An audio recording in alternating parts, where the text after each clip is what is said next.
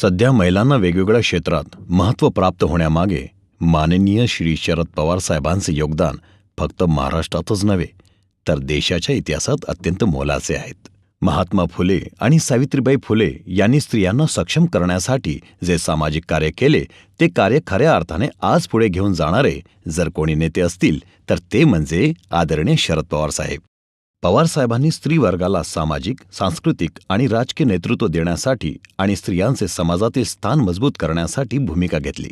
शरद पवार साहेब यांच्या मुख्यमंत्री पदाच्या कारकिर्दीत सन 1993 मध्ये पहिल्यांदाच राज्यात महिला व बालविकास हे स्वतंत्र खाते सुरू झाले. 14 फेब्रुवारी 1994 रोजी पवार साहेबांनी या संदर्भात पहिली बैठक बसवली आणि या संदर्भातील विविध मुद्दे समजून घेतले. यामध्ये अडचणी आणि मुद्दे समजून घेण्यासाठी अनेक महिला IPS अधिकारी तसेच ग्रामीण आणि शहरी महिलांसोबत त्यांनी बैठका घेतल्या. 22 जून 1994 रोजी महाराष्ट्र राज्याचे महिलांसाठी पहिले धोरण जाहीर करण्यात आले, ज्यात स्त्रियांच्या प्रगतीसाठी स्त्री पुरुष समानता हा विचार समाजात रुजवण्यासाठी अनेक योजना होत्या. वडिलांच्या मालमत्तेत मुलीचा अधिकार, घटस्फोट आणि पोटगीच्या कायद्यात महत्त्वाच्या सुधारणा, महिलेला पतीच्या मालमत्तेत समान वाटा अशा महत्त्वाच्या तरतुदी धोरणात सुचवल्या होत्या. केंद्रीय संरक्षण मंत्री असताना त्यांनी महिलांना तिन्ही सैन्य दलात, हवाई दल, पोलीस दल आणि नौदल यात प्रवेश देण्याचा निर्णय घेतला.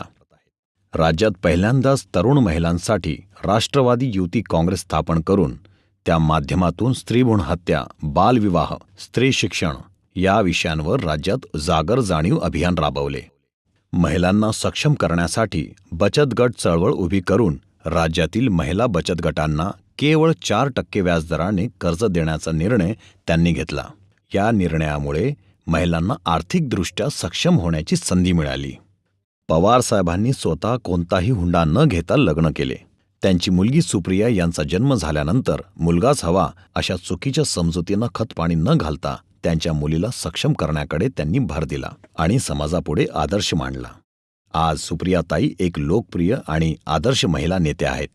आज राज्यात सर्व सरकारी विभागात तसेच विविध क्षेत्रात महिला मोठ्या व महत्त्वपूर्ण पदांवर यशस्वी झाल्या आहेत.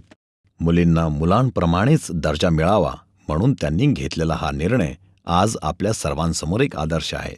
आपल्याला या गोष्टीचं श्रेय मिळावं यापेक्षा राज्यातील तसेच देशातील महिलांचं कल्याण व्हावं यासाठी कोणताही गाजावाजा न करता केलेला साहेबांचा प्रयत्न म्हणजे साहेबांनी आपल्या समाजाला दिलेली एक अमूल्य देणगी आहे.